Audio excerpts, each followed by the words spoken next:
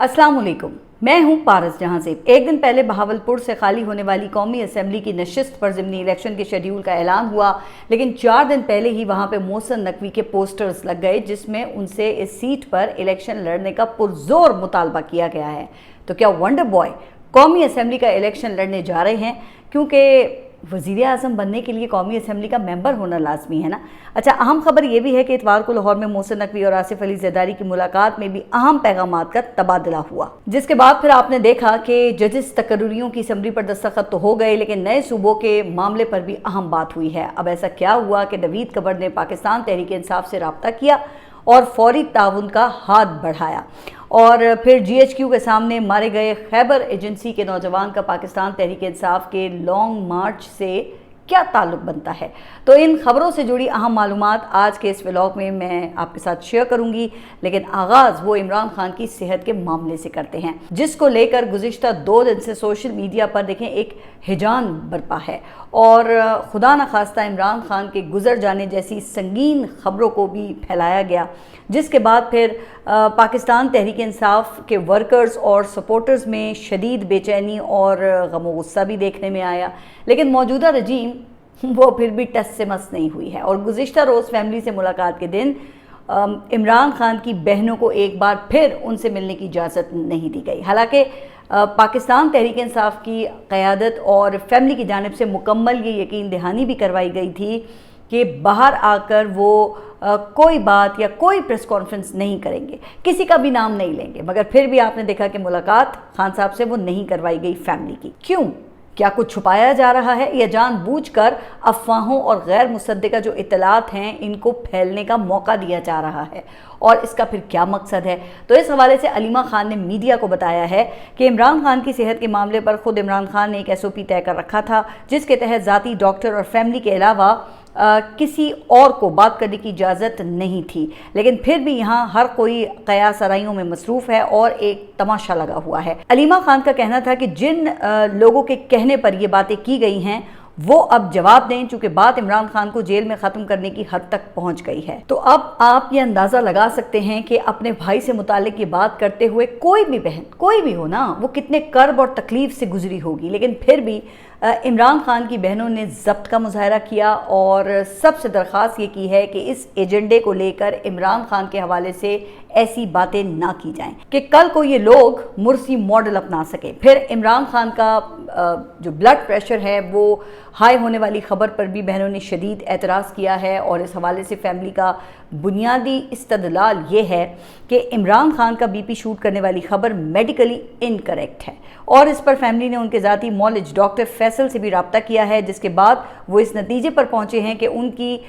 BP medicine dose double करने वाली बात दुरुस्त हो ही नहीं सकती, क्योंकि इससे पहले उनको ना तो ब्लड प्रेशर की तकलीफ थी और ना ही शुगर का कोई मसला, अलबत्ता वक्ती गुस्से की वजह से ब्लड प्रेशर हाई हो सकता है। लिहाजा उनकी फैमिली इस बात पर बिल्कुल क्लियर है कि ब्लड प्रेशर वाली जो खबर है ये गलत है। अलबत्ता आंख के मसले पर इमरान खान की बहनों की तशवीश वो बरकरार है, और इसके लिए उन्होंने एक बार फिर मुतालबा ये किया है कि फ़ौरी तौर पे उनके आज़ादाना मेडिकल एग्ज़ामिनेशन की इजाज़त दी जाए, जिसके लिए गुज़िश्ता रोज़ फिर पाकिस्तान तहरीक इंसाफ ने सुप्रीम कोर्ट के सामने एहतजाज किया, और फिर उसका फ़ौरी नतीजा भी बरामद हुआ जब रजिस्ट्रार सुप्रीम कोर्ट ने सलमान अकरम राजा और अली मोहम्मद खान को ये यकीन दहानी करवाई कि आइंदा हफ्ते इमरान खान के केसेस को टेकअप किया जाएगा, जिसमें उज़्मा खान और सलमान अकरम राजा की जानिब से दायर की गई पिटिशन्स वो अहम हैं, जिनके ज़रिए क़ैद तन्हाई के ख़ात्मे और इलाज की सहूलत फराहम करने की इस्तदा की गई है। लेकिन हैरानी मुझे सुप्रीम कोर्ट के रवैये के ऊपर है कि वो पिटिशन्स को टेकअप करने के लिए एहतजाज का इंतज़ार कर रहे थे। अब देखें, मुल्क का एक साबिक वज़ीर आज़म है जिसकी सेहत और ज़िंदगी वो दाव पर लगी हुई है, और इस हवाले से आप देख रहे हैं ना कि आए रोज़ तशवीशनाक खबरें रिपोर्ट हो रही हैं। तो क्या अदालतों का अपना फ़र्ज़ ये नहीं है कि वो खुद से इस बात का नोटिस लें? चलें, छोड़ें साबिक वज़ीर आज़म की हैसियत को, आप एक आम शहरी के तौर पे ही देख लेना, क्योंकि शहरियों के बुनियादी हुकूक का तहफ़्फ़ुज़ करना भी तो अदालतों का ही काम है ना। लेकिन यहाँ जब तक कोई एहतजाज ना हो ना, किसी के कान पर जूं तक नहीं रेंगती, जबकि दूसरी तरफ जजेस की तकर्रुरियों और उनकी तनख्वाहों में इजाफे की समरी का जो मामला था वो सिर्फ आपने देखा ना कि 2-2.5 हफ्ते के लिए रुका, और फिर हाई कोर्ट ने फौरन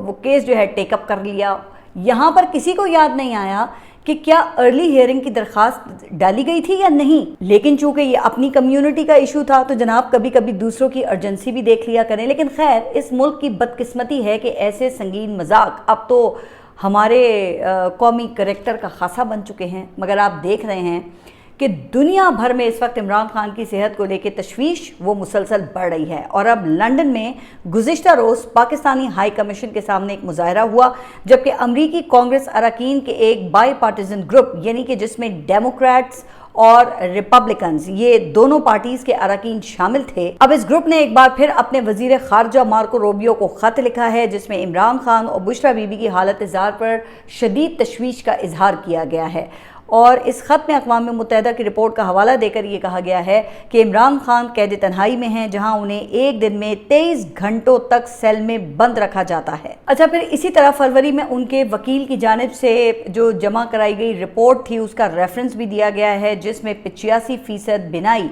वो ज़ाया होने का जिक्र है। और सबसे अहम बात कि अमरीकी कांग्रेस अरकान ने इमरान खान का अक्टूबर 2023 का एक बयान नकल किया है, जिसमें इमरान खान ने कैद के दौरान आहिस्ता आहिस्ता जहर यानी कि स्लो पॉइजनिंग के खदशात का इजहार किया था। अब देखें, ये मौजूदा हुकूमत के लिए ये बात जो है ना, ये इंतहाई ख़तरनाक हो सकती है और ये कोई छोटा इल्ज़ाम तो नहीं है जो अमरीकी कांग्रेस के रिकॉर्ड पर आ गया है। अच्छा, फिर इसी तरह की तशवीश का इजहार वो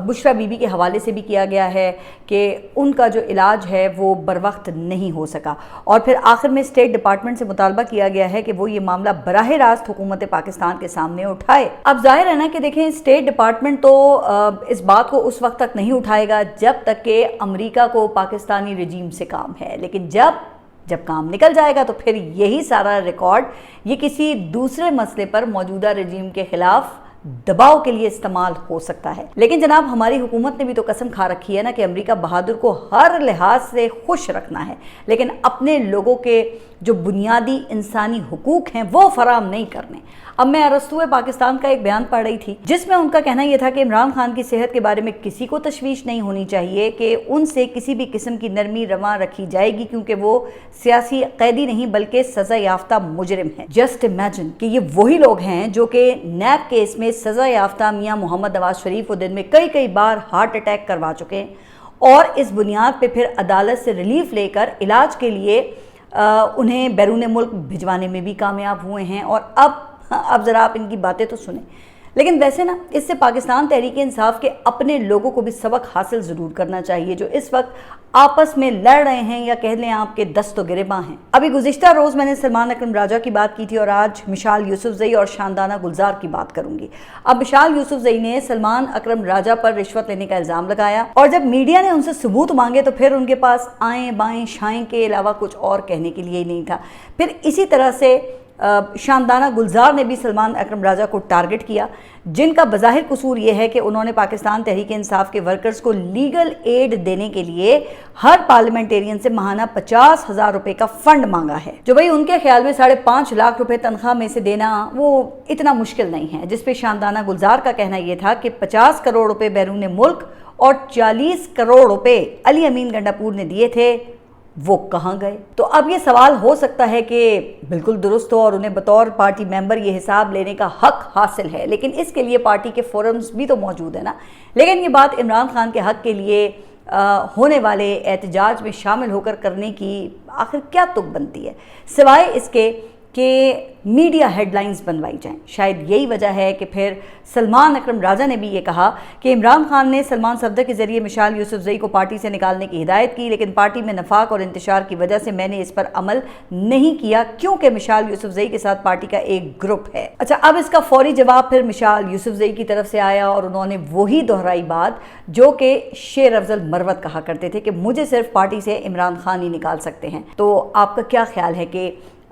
جب تک یہ اس طرح کی گروپنگ ہوگی پارٹی میں اور یوں ہی بھانت بھانت کی بولیاں بولی جائیں گی تو کیا اس سے عمران خان کی رہائی کے کاز کو کوئی مدد مل سکے گی؟ کیونکہ دیکھیں کہا جاتا ہے نا کہ حکومت تو اب اسی طاق میں ہر وقت لگی رہتی ہے اور اسے پاکستان تحریک انصاف کو بدنام کرنے کے لیے کوئی نہ کوئی بہانہ چاہیے ہوتا ہے۔ اچھا، اب اسی سے جڑی اگلی خبر ہے کہ گزشتہ روز جی ایچ یو کے سامنے ایک شخص کو مارا گیا جس سے مبینہ طور پہ پی ٹی آئی کا پرچم برآمد ہوا اور کہا گیا کہ وہ جی ایچ کیو میں گھسنے کی کوشش کر رہا تھا۔ جب یہ واقعہ پیش آیا نا تو سب سے پہلے ڈیفنس بیٹ کرنے والے رپورٹرز نے یہ خبر بریک کی یا کروائی گئی، جنہوں نے آپ نے دیکھا ہوگا کہ شروع میں اس واقعے میں پی ٹی آئی لیڈرشپ کو ملوث کرنے سے گریز کیا، لیکن پھر دوبارہ بریکنگ آئی کہ جاں بحق ہونے والے شخص کے پی ٹی آئی قیادت سے رابطوں کا انکشاف ہوا ہے۔ اچھا، اب وہ رابطے تو نہیں بتائے گئے لیکن اس کے تھوڑی دیر کے بعد ہی وفاقی وزیر اطلاعات پی ٹی وی پر نمودار ہوئے، جن کو پھر بیک وقت تمام ٹی وی چینلز نے کٹ کیا جیسے کہ وہ کوئی قومی اعلان فرما رہے ہوں۔ اچھا، اب انٹرسٹنگ بات یہ ہے کہ وزیر اطلاعات کا یہی بیان جب دوسری بار پی ٹی وی پہ دکھایا گیا نا تو ایک بار پھر تمام چینلز کو یہ ہدایات جاری ہوئیں کہ اسے دوبارہ دکھایا جائے، تو تمام ٹی وی چینلز نے ایک بار پھر اپنے معمول کی نشریات روک کر پی ٹی وی کو کٹ کیا اور وزیر اطلاعات کے بیان کو نشر مقرر کے طور پہ چلایا۔ بہرحال وزیر اطلاعات نے اپنے بیان میں اس کو پاکستان تحریک انصاف کے احتجاج سے لنک کیا اور کہا کہ پرتشدد احتجاج پی ٹی آئی کا معمول بن چکا ہے اور اس کے کارکن مظاہروں کے درمیان مسلح رہتے ہیں، لیکن پھر بعد میں یہ خبر آئی جو کہ خیبر پختونخوا حکومت کا موقف بھی ہے کہ اس شخص کا تعلق پی ٹی آئی سے ضرور تھا لیکن نہ تو اس کے پاس کوئی پارٹی ہوتا تھا اور نہ ہی کوئی اسے ذمہ داری دی گئی تھی، جبکہ 9 ماہ سے اس کا ذہنی توازن بھی ٹھیک نہیں تھا۔ لیکن کہا یہ جا رہا ہے کہ اس معاملے کو وزیر اطلاعات نے لانگ مارچ سے پہلے ہی پی ٹی آئی کے خلاف کیس بلڈ کرنے کی کوشش کی تاکہ کسی طرح پی ٹی آئی کے خلاف احتجاج سے پہلے اب یہ کہا جا رہا ہے کہ جو کریک ڈاؤن ہے اس کا جواز پیدا کیا جا سکے۔ اچھا، اب پی ٹی آئی نے اس واقعے کی جو یہ سی سی ٹی وی فوٹیج ہے نا وہ سامنے لانے اور مکمل تحقیقات کا ان کی طرف سے مطالبہ کیا گیا ہے، تو پھر اب دیکھتے ہیں کہ اس حوالے سے حکومت وہ کیا ایکشن لیتی ہے۔ بہرحال آگے بڑھتے ہیں اور 26 نومبر احتجاج کیس کی بات کرتے ہیں، اور جس کے حوالے سے گزشتہ ماہ بڑا ہی چرچا کیا گیا کہ اس میں علیمہ خان کو سزا ہونے والی ہے، لیکن پھر 1 ماہ کی تاریخ دے دی گئی اور اب گزشتہ روز اس کی سماعت ہوئی ہے۔ اچھا، اس حوالے سے ریمائنڈر کے طور پہ یہ بتاتی چلوں کہ اس کیس میں علیمہ خان کی جانب سے ثبوت کے طور پہ ایک یو ایس بی وہ جمع کروائی گئی تھی جس پر پروسیکیوٹر کی جانب سے اعتراض اٹھایا گیا کہ اس کا فورنزک نہیں ہوا، لہٰذا قابل قبول نہیں ہے۔ اچھا، اس اعتراض پہ پھر علیمہ خان کے وکیل نے کہا تھا کہ بے شک آپ اس کا فورنزک کروا لیں، لیکن گزشتہ روز پھر خود پروسیکیوٹر نے ہی کہہ دیا کہ فورنزک نہیں ہونا چاہیے۔ اب اس کیس کی جو اگلی تاریخ ہے وہ دے دی گئی ہے، جس پر پھر علیمہ خان نے حیرانگی کا اظہار کرتے ہوئے یہ کہا کہ ایک وقت تھا کہ اڈیالہ جانے کے لیے 1 دن مانگتے تھے تو نہیں مانا جاتا تھا، لیکن جب کیس مکمل ہو چکا ہے تو پھر 18 تاریخ دینے کی سمجھ نہیں آتی۔ تو اس کے بعد پھر ظاہر ہے کہ خوب یہ تبصرے ہوئے کہ عمران خان اور ان کی فیملی کے خلاف قائم کیسز کی حقیقت کیا ہے اور کس طرح پھر فوری ضرورت کو مد نظر رکھ کر تاریخ ڈالی جاتی ہے یا پھر فیصلہ سنایا جاتا ہے۔ بہرحال آگے بڑھتے ہیں اور ذرا محسن نقوی کی بات کرتے ہیں جو گزشتہ روز ایران کے دورے پر روانہ ہوئے ہیں۔ حالانکہ گزشتہ روز ہی ایرانی وزیر خارجہ سے اسحاق ڈار کی ٹیلی فونک گفتگو ہو چکی تھی، لیکن خصوصی پیغام پہنچانے کے لیے ایک بار پھر محسن نقوی پر ہی اعتماد کیا گیا ہے اور وزیر خارجہ وہ صرف باتیں کرتے ہی رہ گئے۔ لیکن میرا موضوع یہ نہیں ہے، جو خبر میں آپ کے ساتھ شیئر کرنا چاہتی ہوں نا وہ بہاولپور ضمنی الیکشن سے متعلق ہے، جہاں قومی اسمبلی کی ایک نشست نون لیگ کے ایم این اے کے انتقال کی وجہ سے خالی ہوئی تھی اور پھر اس نشست پر ضمنی الیکشن کے لیے گزشتہ روز جو شیڈیول ہے وہ جاری ہوا، مگر اس سے پہلے ہی بہاولپور میں محسن نقوی کے پوسٹرز اور بینرز لگ گئے ہیں جس میں کہا گیا ہے کہ چھوٹے صوبوں کا حل محسن نقوی ہیں، لہٰذا اس بنیاد پر ان سے مطالبہ کیا گیا ہے کہ وہ اس حلقے سے الیکشن لڑیں۔ اب اسے دیکھ کر نا مجھے وہ پوسٹرز یاد آ گئے جو کہ اکثر آرمی چیفز کی ریٹائرمنٹ کے وقت لگا کرتے ہیں، لیکن خیر تو اب سوال یہ ہے کہ بھائی کیا محسن نقوی الیکشن لڑیں گے یا اس سے نون لیگ پر صرف دباؤ ڈالنا مقصود ہے؟ کیونکہ محسن نقوی آپ کو پتہ ہے نا کہ وہ پہلے ہی سینیٹر ہیں اور صرف وزیر رہنے کے لیے سینیٹر ہونا ہی کافی ہے، ہاں لیکن وزیر اعظم بننے کے لیے قومی اسمبلی کا ممبر ہونا ضروری ہے۔ تو چلیں اب 17 اگست سے کاغذات نامزدگی جمع ہونے ہیں، تو پھر دیکھتے ہیں کہ ونڈر بوائے کیا فیصلہ کرتے ہیں۔ خیر آگے بڑھتے ہیں اور محسن نقوی کی आसिफ अली जरदारी से होने वाली मुलाकात का ज़रा जिक्र करते हैं, जिसके बाद सदर जरदारी ने जजिस तकर्रुरी समेत वफाकी हुकूमत की जानिब से भेजी गई दीगर समरीज पर दस्तखत किए, जो वो नाराज़गी की वजह से होल्ड कर कर बैठे हुए थे। अच्छा, फिर इस हवाले से एक कॉन्स्पिरेसी थ्योरी भी चल रही थी कि सदर जरदारी ने कश्मीर इलेक्शन में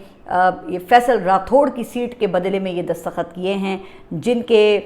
फिर जीतने की खबर भी इत्तफाक से गुज़िश्ता रोज़ ही आपने देखा कि जारी की गई, वरना इससे पहले कई चैनल्स उनको यानी फैसल राठौड़ को खसारे में ही दिखा रहे थे। लेकिन खैर, अब मोहसिन नकवी के दोस्त हैं ना जो सुहेल वड़ैच, उन्होंने दावा किया है कि इस मुलाकात में नए सूबों समेत 2 मुतबादिल ऑप्शंस भी डिस्कस हुए हैं। पहली तरजीह तो यकीनन नए सूबे ही हैं, लेकिन इसके रास्ते में कई रुकावटें हायल हैं, लिहाजा 2 मज़ीद ऑप्शंस पर भी गौर हो रहा है, जिसमें एक ऑप्शन चीन के तर्ज पर डिवीज़न लेवल पर मखसूस सनतों को फ़रोग़ देना है, जैसे सियालकोट में खेलों की सनत है, या गुजरात में पंखे बनते हैं, या जैसे वज़ीराबाद में छुरियाँ, चाकू और आलाते जराही की सनत मशहूर है। लेकिन अगर रीजनल लेवल पर यह ना हो सके तो फिर दूसरे ऑप्शन के तौर पर डिस्ट्रिक्ट लेवल पर यह फार्मूला अप्लाई किया जा सकता है। लिहाजा सुहेल वड़ैच के मुताबिक इन 2 ऑप्शंस पर इत्तफाक राय